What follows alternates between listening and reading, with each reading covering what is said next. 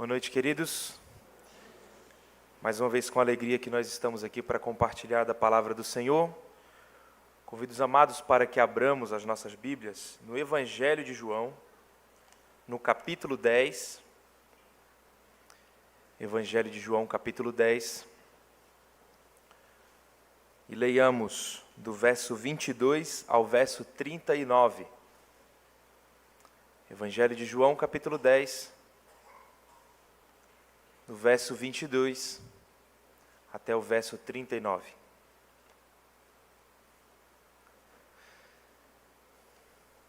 Diz assim a palavra do nosso Senhor.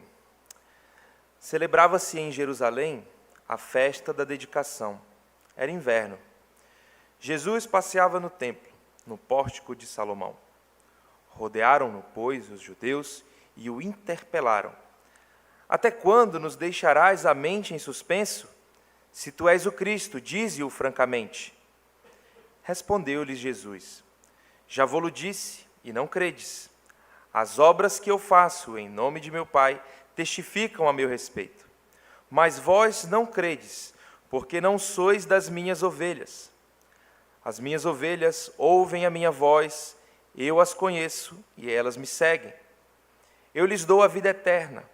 Jamais perecerão, e ninguém as arrebatará da minha mão. Aquilo que meu Pai me deu é maior do que tudo, e da mão do Pai ninguém pode arrebatar. Eu e o Pai somos um. Novamente pegaram os judeus em pedras para lhes atirar. Disse-lhe Jesus: Tenho-vos mostrado muitas das obras da parte do Pai. Por qual delas me apedrejais? Responderam-lhe os judeus: Não é por obra boa que te apedrejamos, e sim por causa da blasfêmia. Pois, sendo tu homem, te fazes Deus a ti mesmo. Replicou-lhe Jesus: Não está escrito na vossa lei, eu disse, sois deuses? Se ele chamou deuses aqueles a quem foi dirigida a palavra de Deus, e a Escritura não pode falhar, então, daquele a quem o Pai santificou e enviou ao mundo, dizeis: Tu blasfemas, porque declarei, sou filho de Deus? Se não faço as obras de meu Pai, não me acrediteis. Mas se faço, e não me credes, crede nas obras, para que possais saber e compreender que o Pai está em mim e eu estou no Pai. Neste ponto, procuravam outra vez prendê-lo, mas ele se livrou das suas mãos. Que a palavra do Senhor possa ser ministrada ao coração de cada um de nós. Queridos, o ano era de 155 depois de Cristo. Uma fogueira era acesa a mando do procônsul romano Lúcio Quadratus. Naquela fogueira então estava preso um servo do Senhor chamado Policarpo, que se recusara a negar a sua fé diante daquele tribunal romano. O fogo foi aceso, porém o vento irregular aumentava a agonia daquele homem. Aquele homem que outrora tinha sido bispo da igreja de Esmirna, responsável por a igreja naquela cidade, até que chegou um momento em que os guardas colocaram fim ao seu sofrimento por meio de um golpe de espada. Alguns séculos mais tarde, surgiu uma heresia no meio da igreja e um outro homem, agora chamado Atanásio, ali no primeiro concílio de Nicéia, se levanta da parte de Deus e combate aquela heresia que buscava negar a Jesus Cristo como Filho de Deus, que negava a Jesus Cristo como o Messias enviado, que negava a Jesus Cristo como Deus encarnado. Se nós caminharmos pela história, nós vamos ver várias situações em que homens de Deus foram levantados a fim de combater a incredulidade. Homens foram levantados para defender a fé. Homens que criam verdadeiramente em Jesus Cristo, Filho de Deus. E eu gosto sempre de buscar esses exemplos históricos porque são homens como nós, que sofreram como nós, que pecavam como nós, mas ainda assim foram erguidos pelo Senhor. É nesse contexto, então, que eu gostaria que nós meditássemos nessa noite. Hoje, pelo menos no nosso país, nós não sofremos perseguições a risco de morrer, como no caso do período de Policarpo. Porém, o que nós temos visto constantemente no mundo ao nosso redor e também no nosso país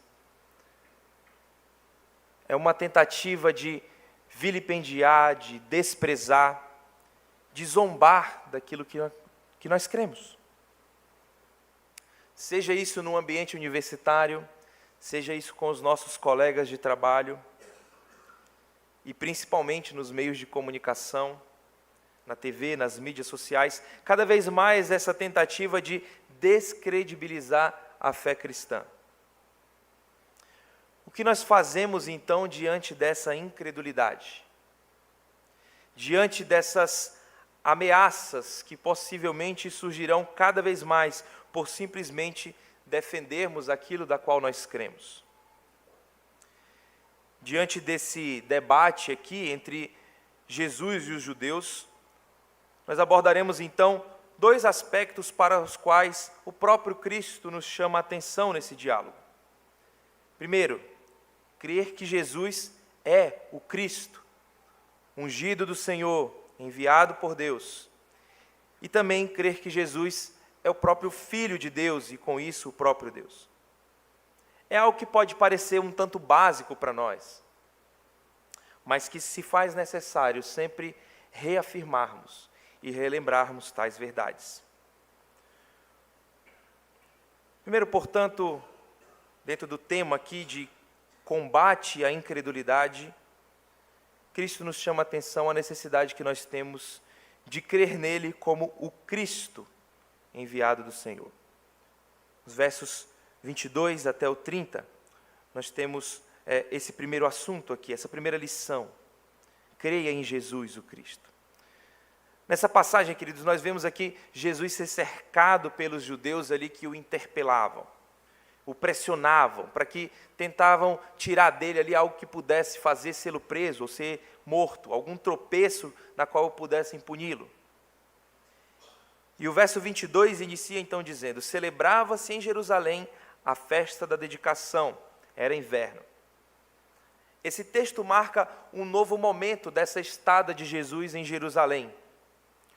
O texto nos leva a crer que ele já estava em Jerusalém por um longo período de tempo, ensinando, operando sinais. Estivera antes na festa do tabernáculo. Se os irmãos voltarem, a partir do capítulo 7, fala desse momento em que Jesus está ali na festa do tabernáculo. E se encontra novamente no templo, agora aqui na festa da dedicação. O intervalo aqui entre as duas festas é de aproximadamente 2 meses e meio, e eu quero que os irmãos guardem essa informação. Jesus estava ali passeando, como diz o verso 23. Passeava no templo, caminhava pelo templo, provavelmente, talvez fugindo do frio, e ele se encontrava então nesse lugar chamado Pórtico de Salomão. É curioso que nesse mesmo lugar, o apóstolo Pedro, conforme o registro de Atos 3, verso 13, é o lugar onde Pedro vai então pregar o evangelho para muitos que estavam ali. E o texto então nos apresenta aqui um diálogo nada amistoso entre os judeus e Jesus. Na verdade, esse tipo de debate não era algo novo para Cristo. Ele já tinha discutido com os judeus anteriormente. Mas esse é o último registro em que nós vemos Jesus ter esse tipo de diálogo com os judeus, pelo menos aqui no Evangelho de João. Só que dessa vez, ao invés de Jesus proferir um discurso, são os próprios judeus que o cercam, provavelmente de forma hostil. E o verso 24 nos diz isso: rodearam-no, pois, os judeus e o interpelaram. E eles então dizem: até quando nos deixará a mente em suspenso? Se tu és o Cristo, dize-o francamente. Queridos, o ensino de Jesus, por meio de parábolas, confundia aqueles judeus. Não era claro para eles. As analogias, as metáforas ricamente utilizadas pelo Messias não tocava o coração dos judeus. Muito interessante, quando no Evangelho de Marcos nós vemos lá em Marcos 4:11, quando diz: a vós outros vos é dado conhecer o mistério do reino de Deus, mas aos de fora tudo se ensina por meio de parábolas, para que vendo, vejam e não percebam, e ouvindo, ouçam e não entendam, para que não venham a converter-se e haja perdão para eles. Quando nós olhamos aqui para o trecho anterior do texto na qual nós lemos, o início do capítulo 10 até o verso 18, Jesus vai fazer aqui uma preciosa relação do reino como pastoril de ovelhas. Lembra do que eu falei do intervalo das festas? Por meses os judeus ficaram ali com a mente em suspenso, com essa falta de entendimento do que o Jesus acabara de proferir anteriormente sobre essa relação das ovelhas. Aquele suspense estava matando os judeus, porque eles não compreendiam a maneira como Jesus falava.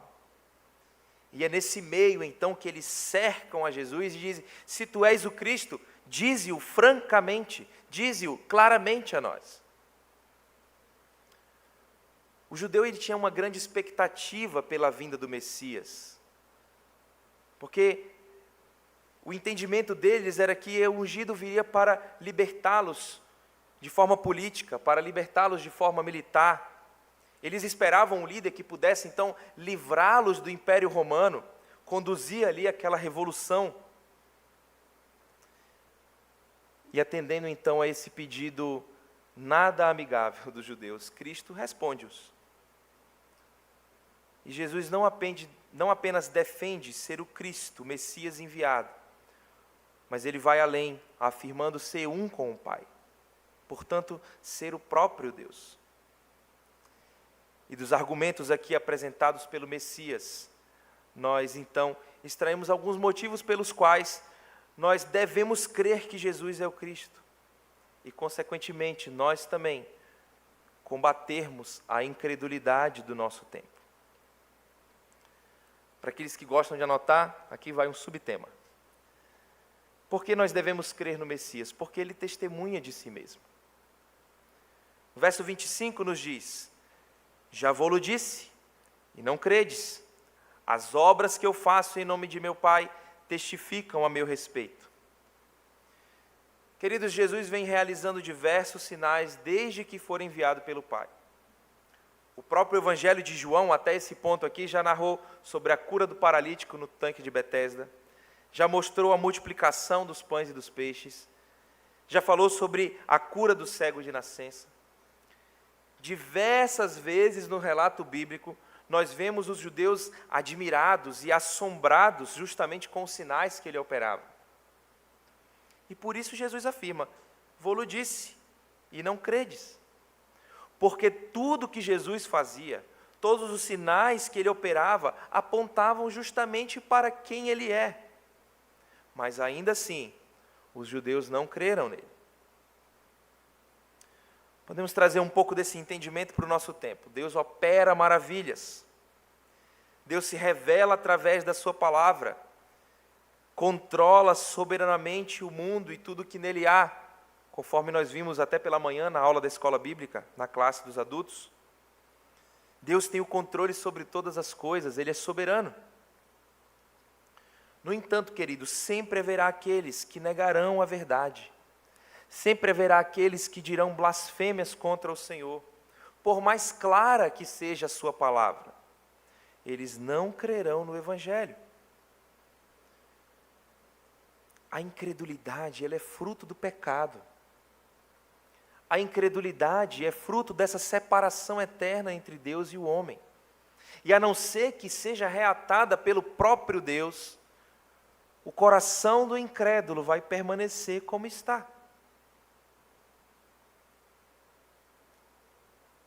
E isso nos leva também a compreender o outro motivo pelo qual nós cremos e pelo qual nós defendemos que Jesus é o Cristo.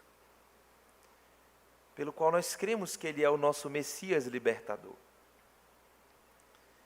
E a partir então aqui do verso 26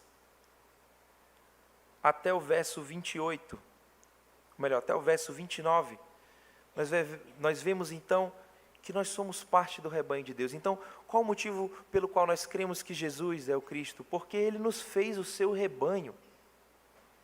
E esse texto me chama muita atenção. Cristo volta à analogia que Ele tinha feito anteriormente, registrada até o versículo 18 do capítulo 10, aquilo que deixara então a mente dos judeus ali em suspenso. E aqui nós vemos uma das características mais preciosas da Escritura, porque ao responder àqueles na qual o interpelavam, Jesus fala conosco ainda hoje, através da sua palavra.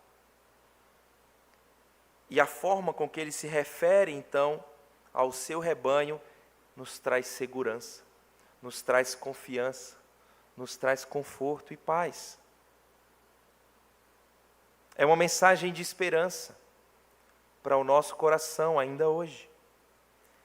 E primeiro ele afirma: olha, vocês não creem, porque vocês não são das minhas ovelhas.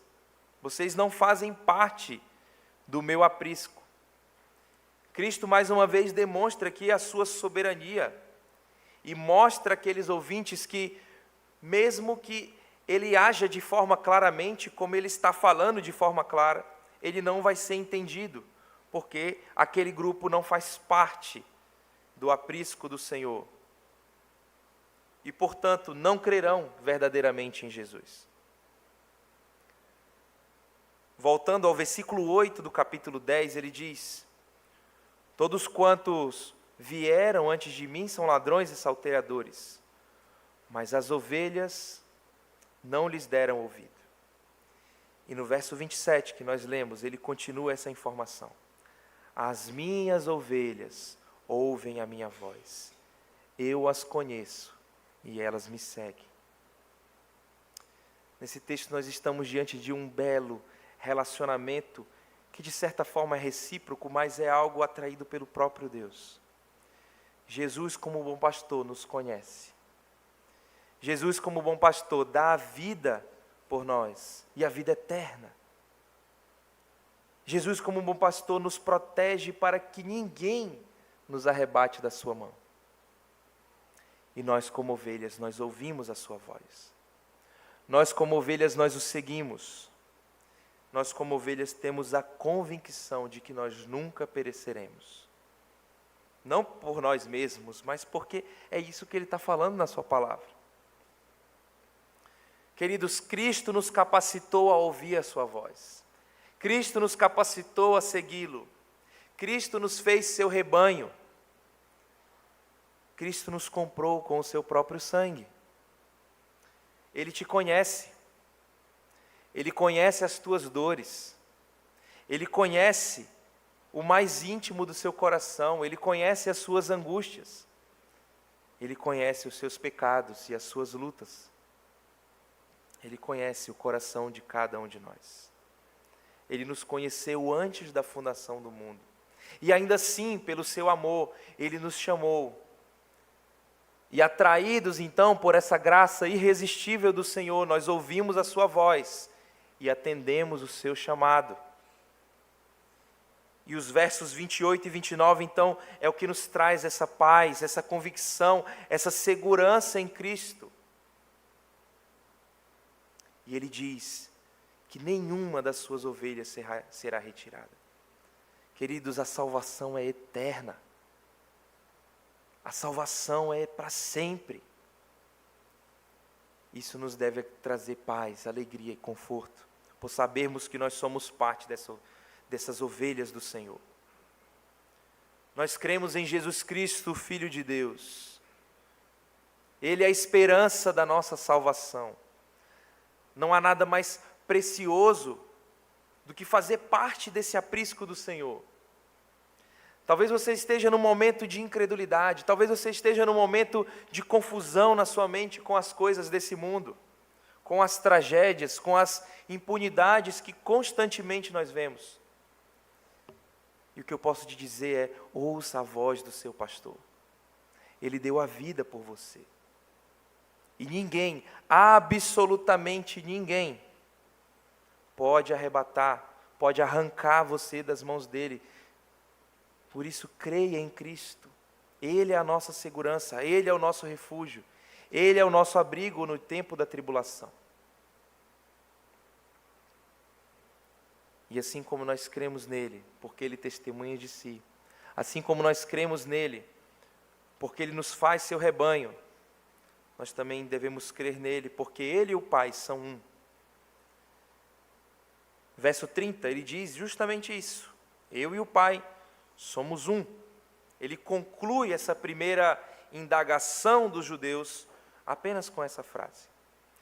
Vamos lembrar da indagação dos judeus, lá no verso 24, quando eles dizem: Tu és o Cristo? Ou seja, Tu és aquele que irá nos libertar dessa opressão dos romanos? Tu és aquele que irá liderar o nosso povo?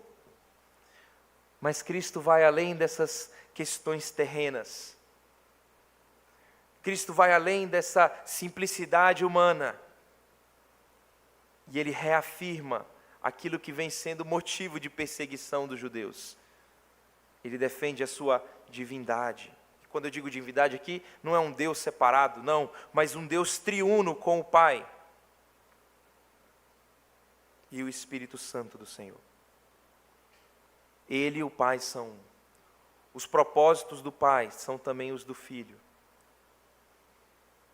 Quando nós vemos o início desse evangelho, João inicia lá no capítulo 1, no versículo 1, no princípio era o verbo, e o verbo estava com Deus, e o verbo era Deus.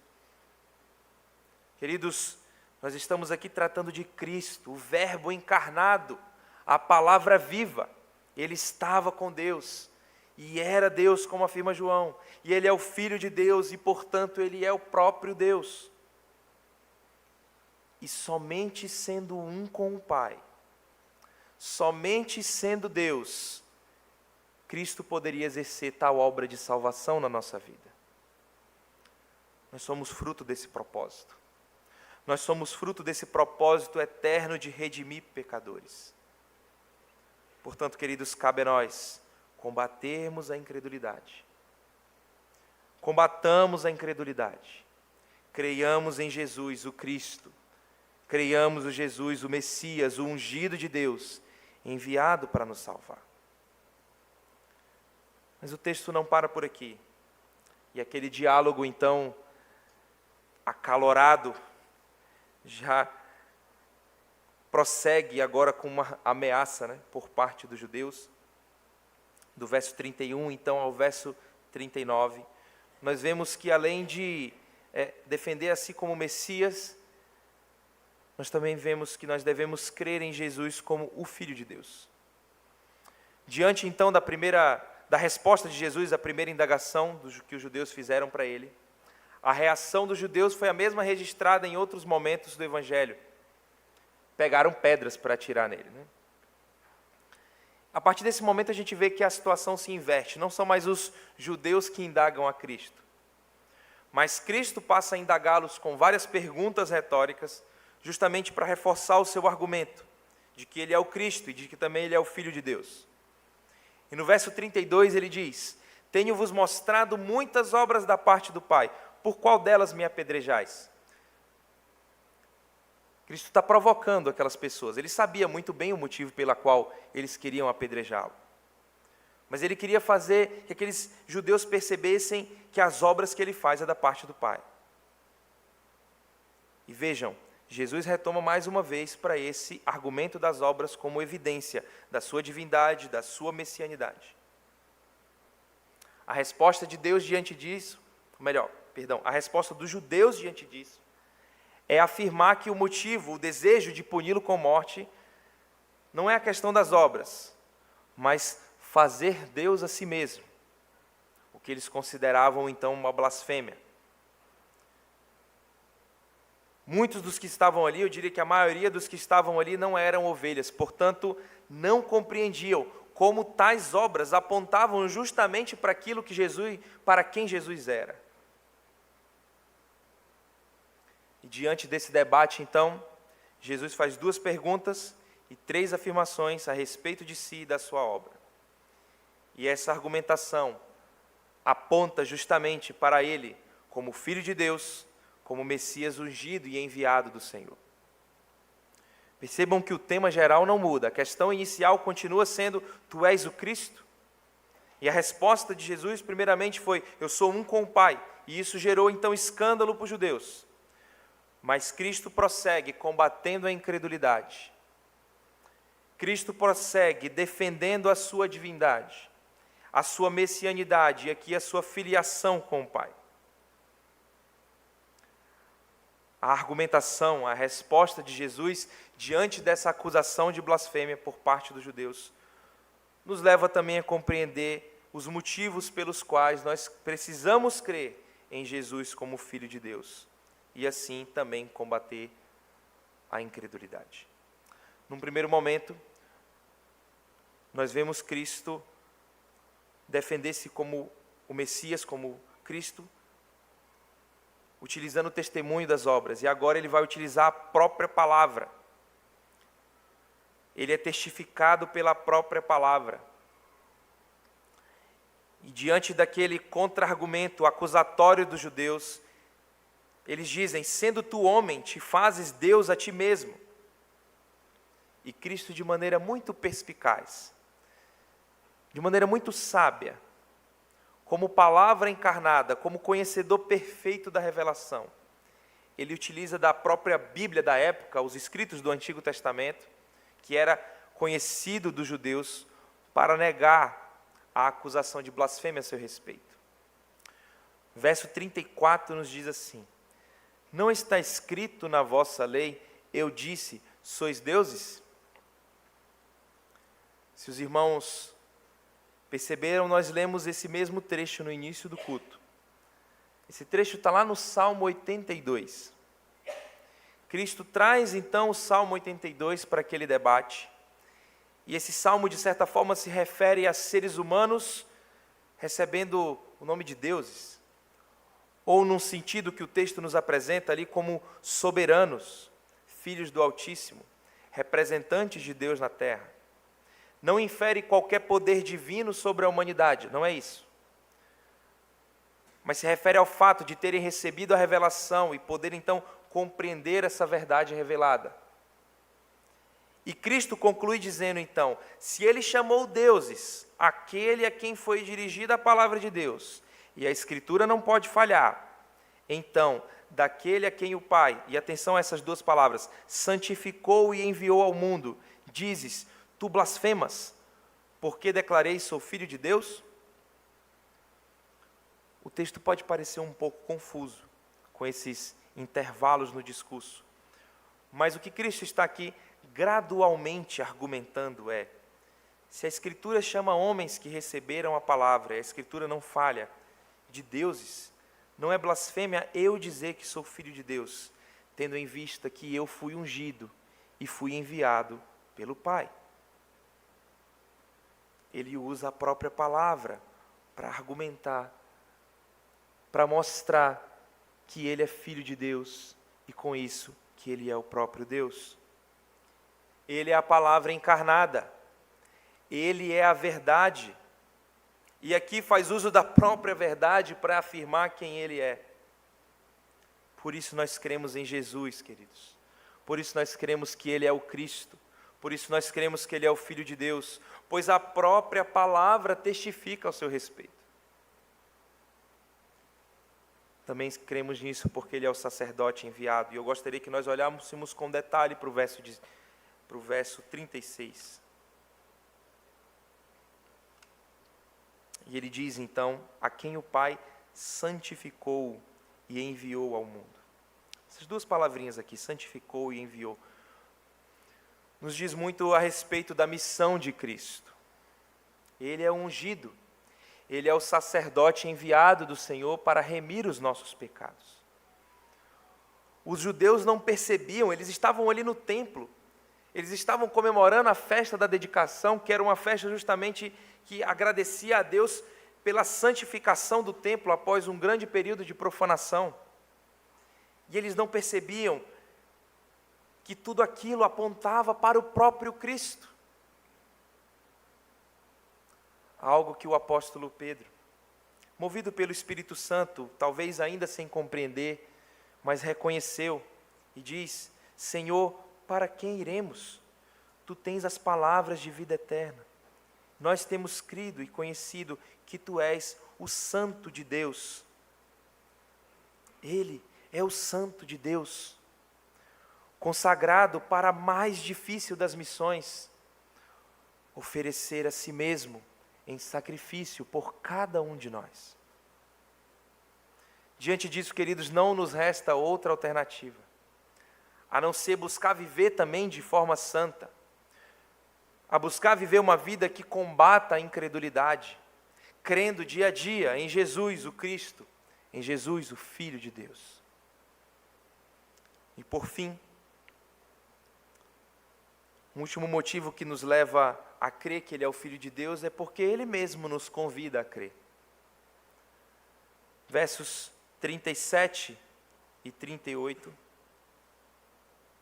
Ele diz: Se não faço as obras de meu Pai, não me acrediteis, mas se faço e não me credes, crede nas obras.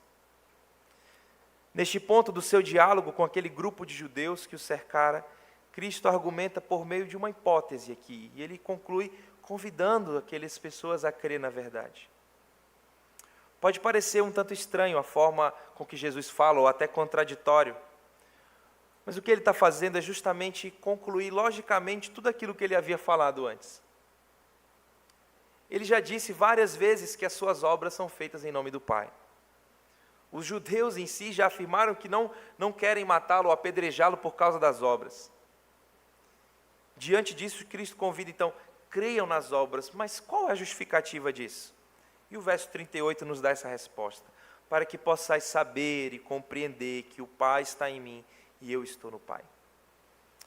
Porque crer nas obras que Cristo faz nos leva, consequentemente, a crer em quem Ele é.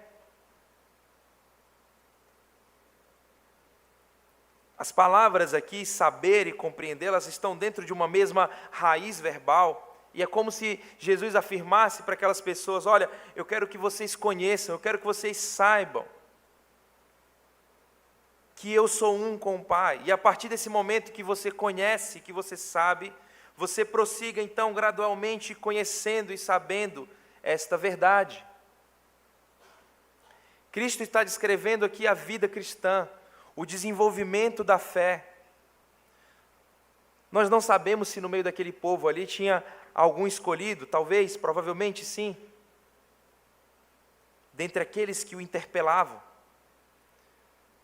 Mas independente disso, Cristo os convida a crer na verdade, a crer nele mesmo, como Filho de Deus, como ungido do Senhor, como o próprio Deus.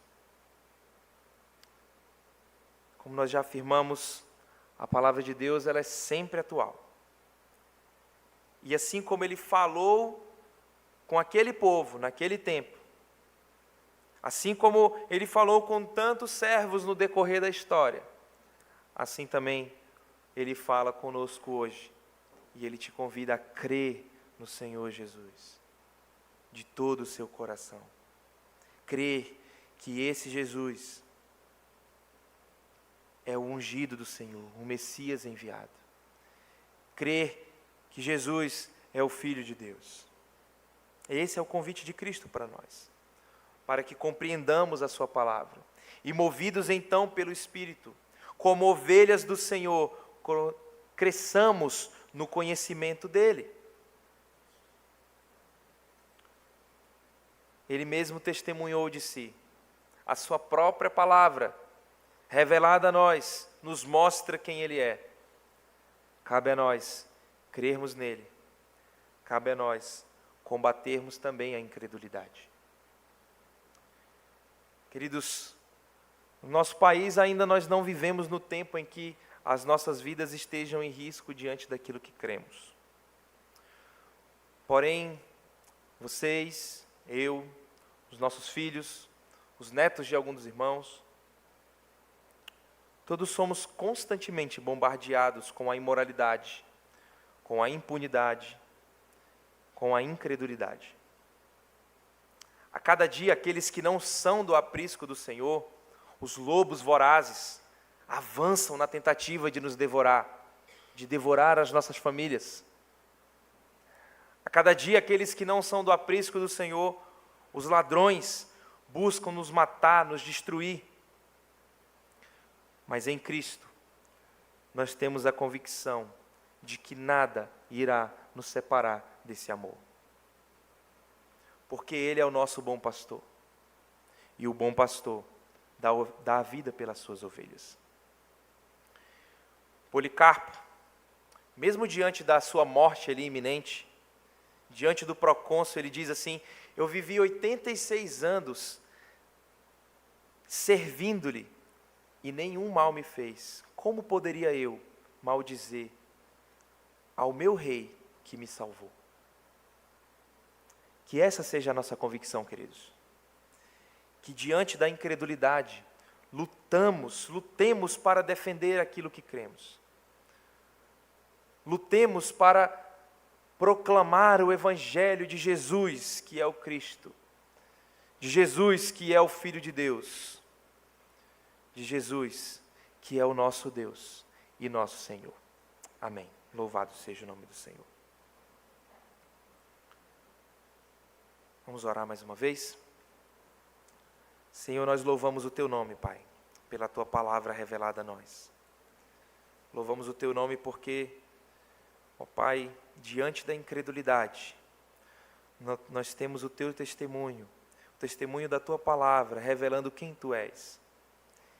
E assim nós podemos ter paz em Ti, em saber que nenhum de nós seremos arrebatados da Tua mão. Como ovelhas do Senhor,